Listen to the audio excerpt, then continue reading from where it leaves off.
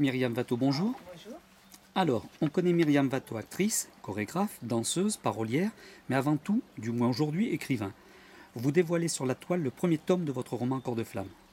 Une histoire que je trouve personnellement bien écrite, Oh, c'est gentil. avec des mots simples, à la portée de tous, et comme vous le dites, très particulière, que l'on aimera ou détestera, mais un ouvrage d'après les internautes branchés sur votre forum, pour le moins passionnant. Myriam, vous venez de publier votre premier roman Corps de flamme, un livre de plus de 300 pages tiré à 10 000 exemplaires, une biographie romancée dans laquelle vous êtes l'héroïne sous les traits de DJ. Qui est DJ?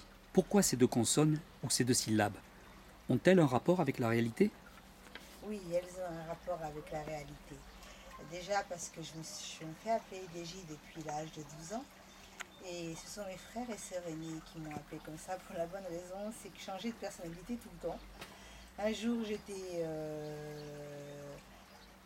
un peu paumée, un autre jour j'étais timide, un autre jour je pouvais battre des montagnes. Et donc ils m'ont appelé DJ. Double jeu. Le réalisateur Yves Boisset a préfacé Corps de flamme. A-t-il un rôle dans la trame du livre? Car il a forcément connu DJ, puisqu'il y laisse sa griffe. Oui, il a connu DJ et d'ailleurs c'est son meilleur ami.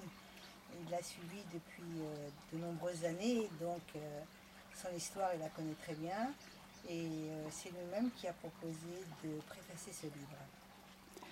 Vous écrivez, en page 15, moi, facteur et actrice de mon corps, qui n'est plus que l'outil de mon cerveau et le garant de mon savoir, je me proclame ouvrière spécialisée sous l'emprise de mes capacités grandissantes. On devine ici une sorte de glissement pour DJ, peut-être une intuition annonciatrice d'un parcours chaotique. Certainement, certainement une intuition. Elle a très vite compris qu'elle n'avait que son corps pour pouvoir se battre. Elle s'en est servie. Alors moi, j'aimerais bien savoir ce qui se passe dans la tête de DJ lorsqu'elle se retrouve à 18 ans seule, dans la capitale, sans emploi, avec deux bébés à charge, en fait, des jumelles de sa sœur qui décède et à qui elle a promis de les élever. C'est une situation brutale à laquelle elle n'est pas préparée. Et là, il faut vivre, les faire manger, ces enfants. Il faut gagner de l'argent. Et quand on est seul, où trouve-t-on là ou les solutions?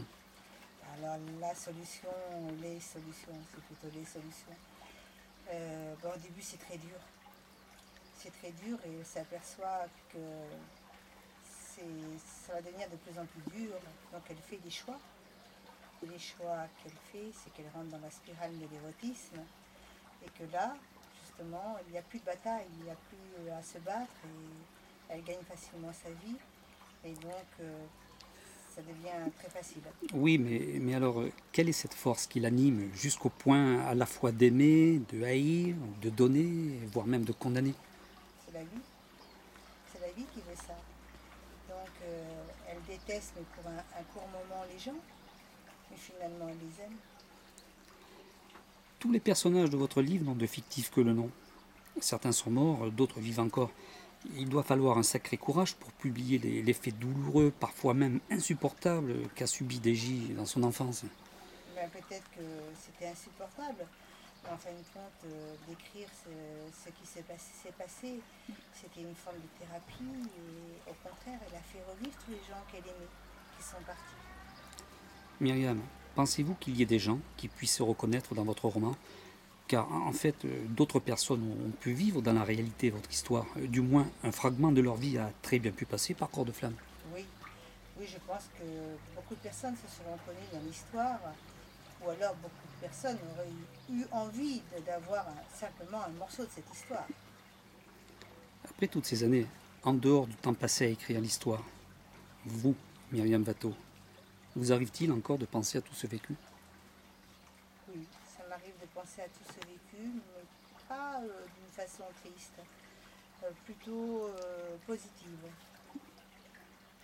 Peut-être une approche sur le deuxième tome? DJ finira-t-elle par trouver le véritable bonheur?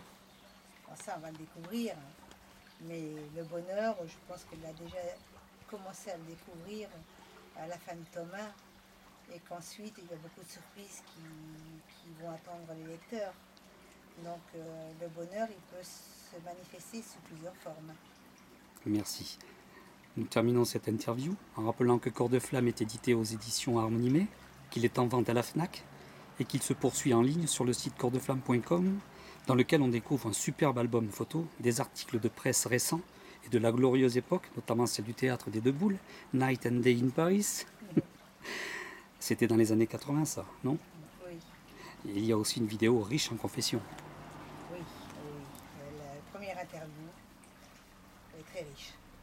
Merci Myriam, et rendez-vous pour le tome 2. À bientôt.